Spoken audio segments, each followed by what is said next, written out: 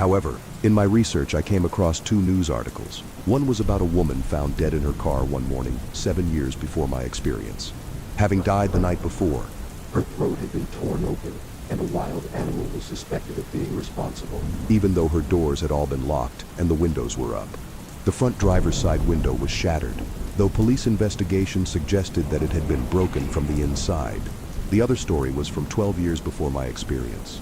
This was about a man who was fatally attacked one night. He was found by a pedestrian running down the street, clutching his bleeding neck, then collapsed and died before he could say anything. The man was found to have run from his car, which was parked beside the road, and bloodstains indicated that he had been attacked while seated in the driver's seat. Both attacks had taken place at night, during heavy rainstorms, while the individuals in question were alone. I will not provide their names out of respect for the deceased. Whatever attacked me that night, I think it can only manifest itself at dark and in heavy rains. I also think it meant to kill me, and that I only survived by chance, from the storm letting up just in time. I also firmly believe that it has killed before and intends to kill again. This is a warning to everyone to be careful when alone at night in the rain. That is when it hunts. For my part, I rarely go out at night these days, and never when rain is forecast. I especially avoid driving. I furthermore have always shut my blinds when it has gotten dark or overcast ever since that night. And when it rains, and I hear the tapping of raindrops on my windows, I never look in their direction, especially when I hear a certain regular tapping that does not quite sound like rain. The blaring of the fire alarm woke me from my sleep.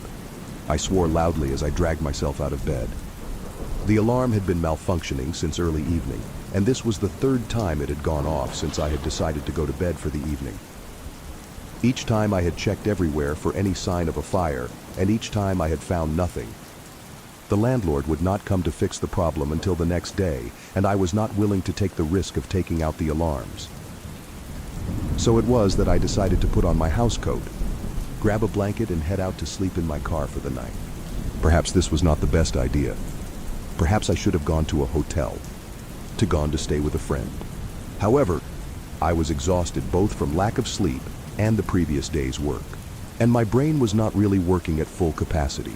As such, I decided to sleep in my car. If I had known what would happen, I would probably have just tried to suck it up and sleep through the fire alarms. Needless to say, trying to sleep in my car was no fun.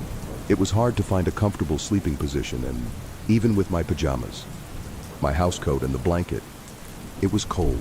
I am pretty certain that I spent at least 2 hours uncomfortably laying in the driver's seat, trying to sleep and getting increasingly frustrated with my inability to do so. At that moment, it started to rain. It had been overcast for most of the previous day, and the forecast had been for overnight showers. So I suppose I should not have been surprised. Nevertheless, it came as a shock when I saw the flash of lightning and, about 20 seconds later, heard the thunder, followed by the tapping of raindrops on the roof of my car and on the windows. The already cold weather got a little bit colder, and I contemplated going back inside. But then I heard the distant sound of my fire alarm once again going off for several seconds before stopping, and decided not to do so. And so I remained where I was, lying in the driver's seat of my car, a decidedly uncomfortable position, clutching my blanket to myself and trying in vain to escape into unconsciousness, to ignore the discomfort of my impromptu bed, the discomfort of the cold, the sounds of the thunder, and the tapping of the rain. And deep down inside, I felt, though trying to suppress it, the slight gnawing sensation of fear, a deep-buried, primal fear of the storm outside, the sort of fear that most can ignore, sheltered behind walls and doors when the bad weather comes out, but from which I had only the limited protection of the metal and glass box, which I normally used for transportation, but which had now become my shelter. It was at that moment that I heard another tapping. At first I could not distinguish it clearly from the raindrops, but eventually I started to tell it apart. A light tapping, regular and persistent, coming in a sequence of 3, then a pause, then another sequence of 3, then another pause, then another sequence of 3, and so on. At first I tried to convince myself that it was nothing, just the rain. After a time, however, I could no longer convince myself of anything other than that somebody must be on the other side. Part of me thought that perhaps it was somebody who needed help, or maybe someone who had noticed me and had gotten worried. I thought for a moment that perhaps I should look and see if one of these things was the case. However, the other voice in my head, the frightened one, was stronger and overruled in my thoughts. I wondered if perhaps it was a burglar, or someone on drugs who might attack me. And deep down inside, I feared something else. The persistence. The fact that there had been no interruption to the regularity of the tapping. The fact that nobody had called out my name and possibly something else. All made me wonder what could be on the other side of the glass. While the rational part of my mind told me that it was just a person, or, more likely, a tree branch being blown by the wind or some such thing.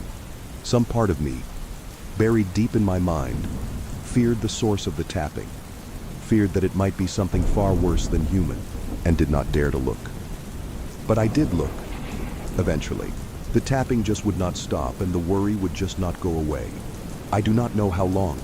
It felt like hours, but it was probably not more than 30 minutes, all while the rain kept coming down. The tension kept building and building as the tapping would not let up, and I clutched my blanket to myself like a frightened child. In the end, it was simply too much, and I uncovered my face and stared through the driver's side window. What stared back at me was not human. A face, white as paper, oval-shaped and far wider near the top. The entire top part of the face was dominated by two circular, lidless eyes, solid silver glinting in the streetlight, save for small black pupils rimmed by red irises. No nose and a wide mouth stretching in a grin from one pointed, bat-like ear to the other, revealing what must have been more than 100 needle teeth. There was a strange quality about the apparition, which I do not know how to properly describe. Something insubstantial, as if it were a reflection in a pond. Except for the eyes. Those were solid, silver discs with black pinpricks staring at me with hatred, and nothing can convince me that they were not real. As I stared at the creature, stiff with terror, the pale white fist that it had raised to knock once more stopped and opened slowly as the grin on its face grew even wider, moved by a sudden realization of how much this thing resembled a reflection. I turned suddenly to face the passenger side, fearing that it might be in the car. Noticing that nothing was there, I breathed a sigh of relief, turning back to face the driver's side window, only to see that the creature was on the other side of the glass, in the car with me. I did not have time to scream before it was upon me, one hand covering my face, claws digging into the flesh of my cheeks, the other holding me down by my chest as its mouth filled with needle teeth opened wide, slowly approaching my neck. I had accepted, in those seconds, that I was about to die, when suddenly, the force of the creature's hands bearing down on me seemed less solid, almost as if it were fading somehow. The expression in those terrible eyes, which had been one of sadistic glee, suddenly turned to one of frustrated rage as the horrifying mouth which had been slowly approaching my neck rushed in that direction, as if the creature were desperate to finish what it had started. The needle teeth were barely able to break the skin. However, before they faded along with the rest of the creature, after my attacker had vanished, I looked about, bewildered, wondering how I had suddenly survived this attack. I noticed in that moment that the rain was beginning to die down. Looking out of the window, I even perceived a few stars. I was not able to register anything else. However, before I fell into a deep, dreamless sleep, the sound of tapping on my driver's side window caused me to wake, screaming, only to realize that it was my neighbor wondering if I was all right and why I was sleeping in my car. Tired from my poor night's sleep, but relieved that this had apparently all been a dream, I lowered the window and explained to him the situation with my fire alarm.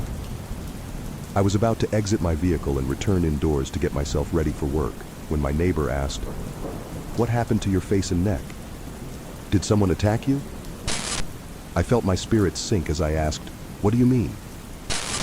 "You've got scratch marks on your face and neck," he answered. Looking into the rearview mirror, I noted with growing horror the puncture marks and scratches breaking the skin where the creature's claws had cut into my cheeks as it held a hand over my face and where its teeth had broken the skin on my neck. The proof that what had happened last night had not been a dream, that it had all been real. Struggling to come up with an answer, I simply mumbled something about having been fallen and scratched my face before returning indoors and calling in sick from work. There is not much more to say, really. My landlord showed up that day and fixed the fire alarm, which worked fine up until I moved 8 months later. I am living in a new place now and doing all right. There are a few more things which I would like to say. However, I did some research about what had happened to me the day after this horrific experience, to try and get some explanation.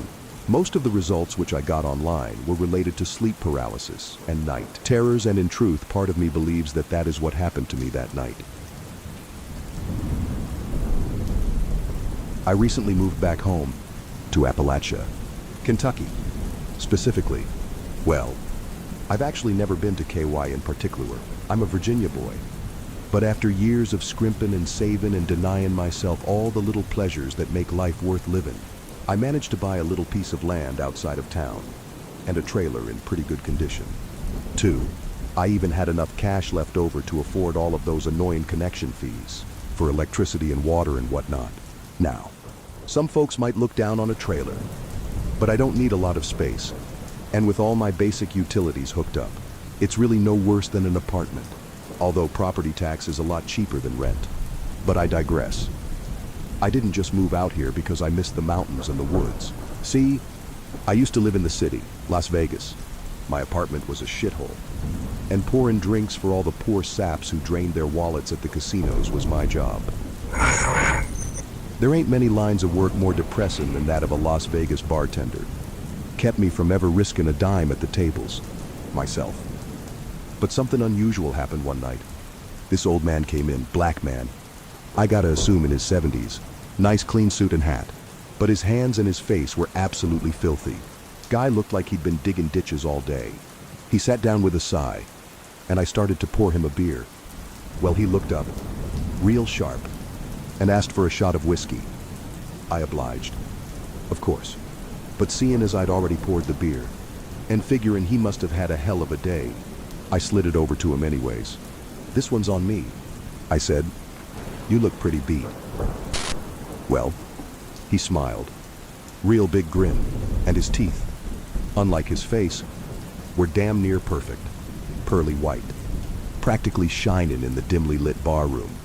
He thanked me and drank it down, all at once, before reaching for his shot of Jack and downing that. 2, he turned to me, ordered 2 more. Again I obliged, and as I did, his grin suddenly went away. He asked me what was wrong with me. I was about to apologize. Sure, I must have spilled or something. But as I looked over at him, he showed no sign of irritation or anger.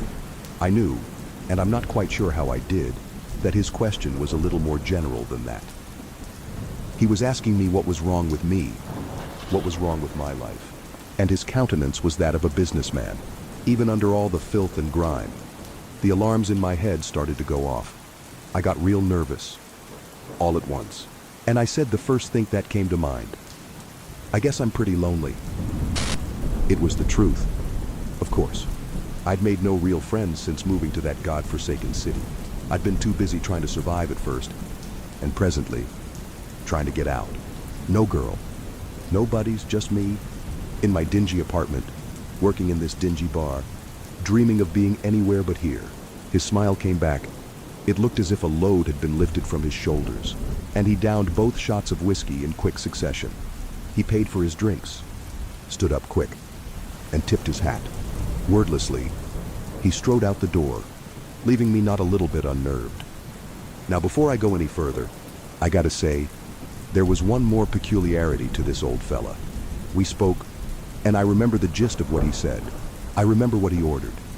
I remember him thanking me, but no matter how hard I try, I can't seem to remember his actual words.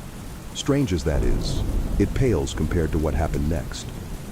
That night, as I fell asleep, I dreamed of a girl with golden hair, beautiful blue eyes, and a brilliant smile. Not a dirty dream or anything like that. We sat and talked and laughed. Her voice was like bird song, and she smelled of peaches. When I woke up, I felt refreshed and happy. Well, that feeling stayed with me, right up until about the time I went into work. I was standing at the counter, cleaning one of the glasses, when I realized that the whole place was empty.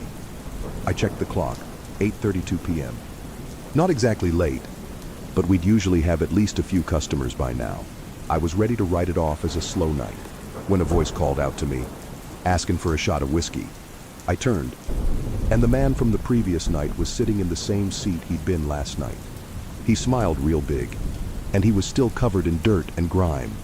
I poured his shot, and I wondered to myself how he hadn't been bounced at the door. I slid it over and he drank it down. Now I still can't remember his words, but I know he asked me if our business was settled. If I was satisfied, my heart went a little cold, and before I could stop myself, I nodded real vigorously. He laughed, and what a laugh it was. It didn't really seem to come from his mouth, or anywhere for that matter. He said something about how a young man like me shouldn't be lonely, and he left. He paid first, of course. Exact change. Well, I went home, fairly shaken. At the end of the night, not a single soul walked through those doors. All night long, I keep a bottle of scotch in the kitchen for special occasions and sleepless night, and I poured myself a couple shots. I'd calmed my nerves a little, started making excuses in my head. I went into the shower next, turned it up real hot, closed my eyes as I washed my hair, and when I did, I heard a gentle voice in my ear and felt a pair of soft hands glide down my chest. I got spooked, slipped backwards, and it felt like I slipped into somebody else. I swear. But when I opened my eyes, I was alone. Of course I was. But it smelled like peaches, and I started to feel real sick. I rinsed myself off quick and got out. And as I did, I felt terribly tired. Took all my energy to dry off and crawl into bed. Well, I started to dream, real quick, and the girl was there again. But this time, she was sitting at my table, glaring at me, rubbing the back of her head. I started to speak, but I shut up real quick. See, I felt the cool, sharp, and very impartial blade of a rather fucking large knife pressed against my throat, and the hand that held it was absolutely filthy.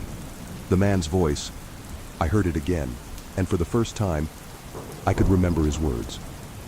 You better be real careful. Boy, strike one. I looked at the girl with the golden hair, scowling at me, and I woke up. When I crawled out of bed, I was shaking.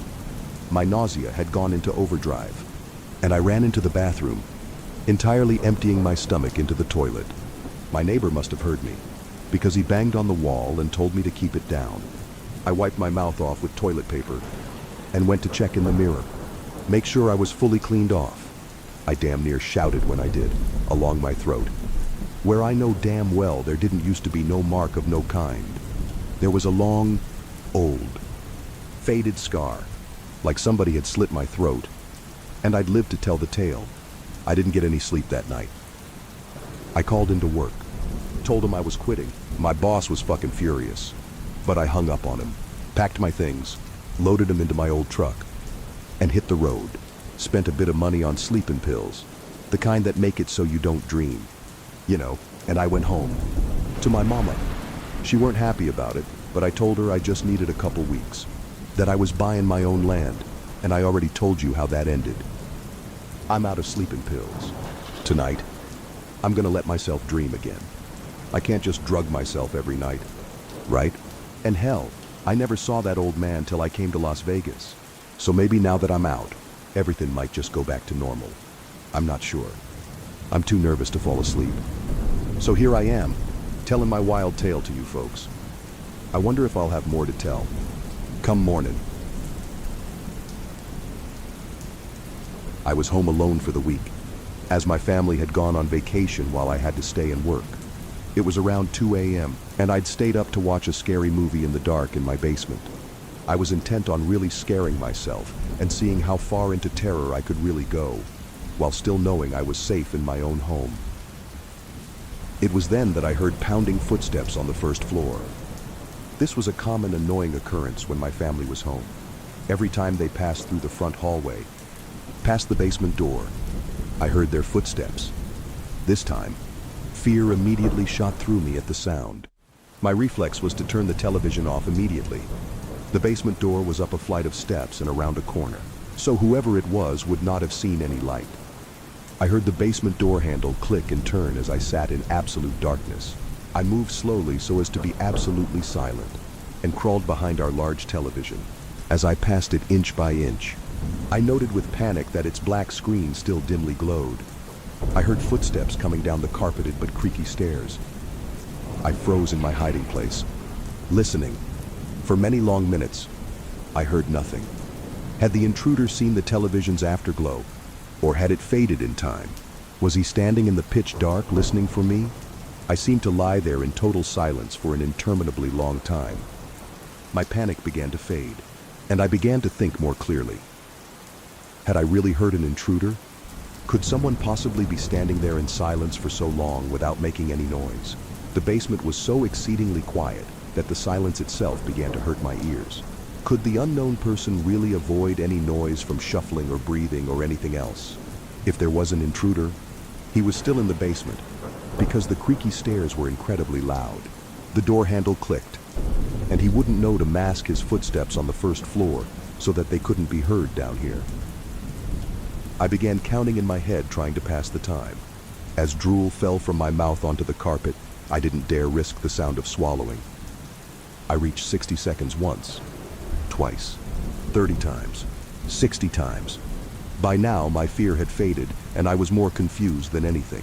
I estimated I'd been crouched in the absolute black for almost 2 hours, and had still heard nothing. If there was an intruder, none of this made sense. Finally, I decided I'd have to make a move. If I did nothing, eventually the sun would come up and shine in through the small basement windows. And worse, I began to smell something horrible and cloying. Slowly, ever so slowly, I began inching my way towards the stairs by way of the walls. If someone was standing there in the dark, I should be able to go around them and then make a break up the stairs. Meanwhile, the horrible odor grew stronger. Had something died down here in the night? No living person would smell like that. Terrible images of some sort of corpse monster listening for me in the dark erupted in my thoughts, and I moved as fast as I could without making a sound. Just as I finally approached the stairs, there was an enormous clatter, as of something falling or collapsing on the floor. It was at that moment I leapt forward and crashed up the stairs, running out through the open basement door and my wide-open front door. Now certain that someone was in the house, I called the police from my cell phone and watched my house from afar. The police came, checked inside the house, and then grimly came back out to question me. They'd found a body in the house, my elderly neighbor, who seemed to have died of a heart attack. Their belief was that I must have left the front door unlocked, and he must have wandered in my house while dying, looking for help. At first, I felt horrible, thinking that I had sat there in the dark while the old man literally died a few feet away. Then it occurred to me, what the hell was that loud noise of things falling? At last prompted me to bolt up the stairs and out of the house. I asked the police, and they confirmed. The back door of my house had been left open as well, near a single bare footprint in the mud. Somehow, for some reason I'll never know, there was someone else in that basement with us, silent, waiting, and listening in the dark over the fresh corpse of an old man. There are some really messed up reasons to live in a haunted house. I, being of sound mind and body, don't know any of them. But I am superstitious as all hell. So when the wife and I moved up to New Hampshire, right on the Vermont border, we were looking for a place to rent for a year or two before bought a house. Now, for all the New Englanders here, my wife is a native. I'm not. She's used to New England, and the vast emptiness this small area has. There are places even she won't let me travel to after a certain hour, because that route you have to take, people don't come back from. Of course, I'm not a native, so I don't know this. So when I was working, I would come home late after dark from work and tell her I took X route. She would kind of look in shock and awe at my stupidity. We found a home right on the above-mentioned border, on the Vermont side. We loved it. It was a fantastic place to live. Except the basement, I could not shake the feeling of being watched and stalked, like prey. So, Like any reasonable adult, I just said fuck it and didn't go down there except during the day. So, one night, after gaming for hours in my loft officeman cave, I got hungry, went downstairs, kissed the missus, and walked past my basement door towards my kitchen. I don't know if anyone reading has gone hunting, but there is a moment you sometimes experience, especially hunting predators like coyote, wolf, bear, etc. Sometimes they know you have them in your sight. Sometimes they look towards you, not quite at you, but it feels like they are boring into your soul, saying, "You got me, make it quick." It's an eerie feeling, and sometimes you take the shot, sometimes you don't. On that night, as I was walking past that door downstairs, I saw red eyes and a humanoid figure, and I froze. I stopped dead in my fucking tracks. I gave that same look of "you got me, make it quick." After that momentary lapse of sanity, I just scooted real quick away from the door, grabbed a weapon, and called my wife, saying someone was downstairs. Call the police. There is no other entrance to the basement, and I had the door covered with my weapon from a safe position, where I could easily run from the house. Cops show up. I disarm. They clear the house. They find no person, but a set of muddy footprints that start facing towards the stairs up, that then proceed to walk into a wall in the back corner of the basement by the water heater. For some context, the wall in question also blocked off the area directly under my bedroom. It was a solid wall with a small crawl space and about maybe 4 inches of clearance on the other side of it. Cops call detectives. Detectives check it. Can't see anyone in it. They can't enter it. Photographs are taken. Shoe sizes compared, my feet too big, wife's feet too small. Get a good contact number for the detective. Wife and I stay at a hotel for a couple nights. For months afterwards, I would have the same happen, eventually minus the cops. It actually got relatively normal. Good old red eyes, in the basement, chillin' like a villain. Wife was less enthused by my antics, cheerfully just going about, and when I would spot red eyes, I would always give him a cheery good time of day. "How you doing?" of which we would still have muddy footprints, and I would just clean them up. So, COVID hits, lockdowns happen, and we have an opportunity to move to a better house, one where we would be able to work at home better. The main reason the home was better was we had a mold issue in this house. It was in between the panes of glass in the windows. Every day we were cleaning it up from windowsills, door frames. Hell, we had to replace pieces of furniture multiple times, and we are very clean people. We notified the landlord over multiple months and eventually a year, and after their actions not helping at all, we decided to move. Landlord decided to get a housing inspector out there immediately after we left. Inspector comes and verifies there is a mold issue. IDK if they met red eyes. However, they did find a metric ton of readings of high spore counts on the wall bordering the space below my old bedroom, the wall where the footprints always ended. So, since it was filled, the inspector scoops a little bit of the earth on the other side of the wall through that crawl space. It wasn't earth as in dirt. It was approximately 7 feet of mold. The landlord then immediately contacted specialists to remove all of it and notified me to offer some kind of damages for it in the form of refunded partial rent payments. All in all, made my 2020 pretty good. Until about 3 months later, landlord calls me and offers to send me a full refund of all rent from the time I was living there, minus what she already gave. Why, there was a corpse. The medical examiner said it was the man who owned the property before my landlord. He was a lineman who, after talking to surviving family members, wore a size 8 shoe, smaller than my size 11 shoes, bigger than my wife's shoes by a mile. Fuck me, red eyes. I don't know how you got there. But hell, bud, I hope you now found peace. Sorry for not checking it out sooner. I did, after reading about his obituary and contacting his family, swing by his final resting place to drop off flowers, place a stone, and share a good morning. Like I used to better times red eyes. Edit. Thanks for all the awards. I'll respond to some comments as well. Goddamn. Appreciate it. Edit 2. Regarding if there is a news story about this. as a denizen of the internet. I wrote my experience stylized to protect the location and the family. I even asked them before if it was okay to share this experience. I don't think most people here would go hunting them down and start bothering them. But this only just concluded around July-August this year. I really don't want pseudo-paranormal investigators and people bothering the family. They are lovely. And finally getting closure to something that has been affecting them for years. Other experiences I've had. I'll start sharing all my paranormal experiences from my time living throughout the United States. I'm that dumbass that as a teenager dabbled in checking out creepy and paranormal shit. Granted, the stories from when I was younger will annoy some people. Because teenage boy with a titanium teenage ego syndrome. I'll start with my home state of Florida. And slowly move north from there.